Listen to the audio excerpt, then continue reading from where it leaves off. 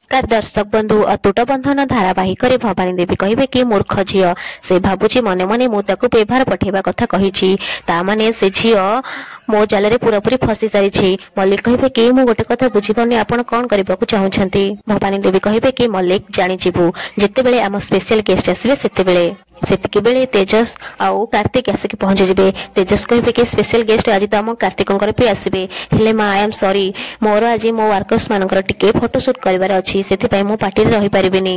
से मने मने भाविबे कि त्रिनाल भी एठी आज थिबे आ मु केमिति तांको आगरे भवानी देवींकर पुओ तेजस ही रहि परिबी।